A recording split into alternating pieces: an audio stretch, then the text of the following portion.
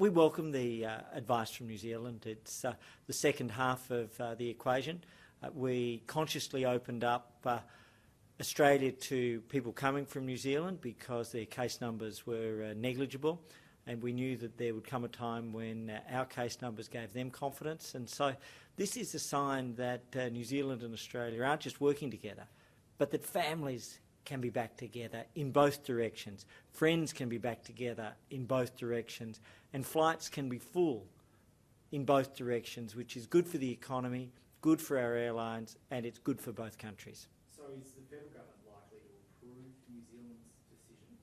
Oh, absolutely. And this is very simple because we've already committed to the principle of a two-way bubble. We've established it as a one-way bubble where those coming from New Zealand on the medical advice of the Chief Medical Officer could come safely without quarantine.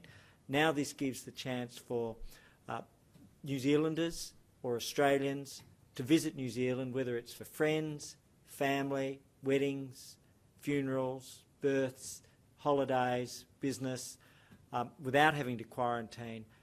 It's the first step on a return to international normality. And what kind of timeline do you have on it? I know it's Jacinda Ardern Yeah. has only made the announcement today, but when will Aussies be able to head over there? Well, we're ready to implement from our side as soon as New Zealand's ready. We understand it may take a few more weeks, but we're working constructively and patiently. New Zealand's been a great partner, and I have previously spoken with my counterpart in New Zealand, and they've done well through the pandemic. Australia's done well through what's been a challenging and a difficult situation for so many people.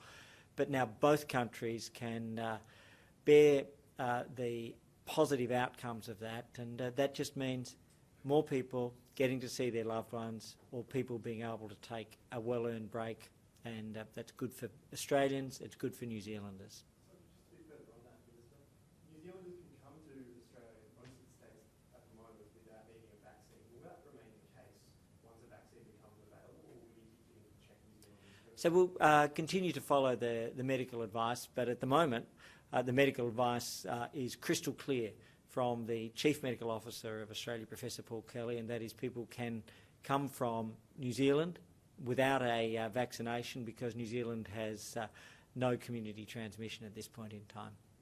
Further on vaccines, you can just... I've got one sort of vaccine question. No, Yeah, on vaccines, there's been calls today from the Australian Education Union for teachers to be among the first to receive the vaccine. What do you make of that?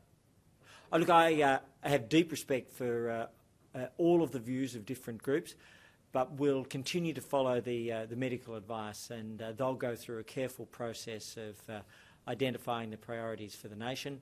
And our position in Australia has been, because we've worked with our GPs and our medical experts, and we'll continue to follow the medical expert panel and what's called ATAGI, the Australian Technical Advisory Group on Immunisation, which is, I think, the finest group of practitioners with regards to immunisation in the world, and they'll provide the priorities for Australia, and we'll do that. When do they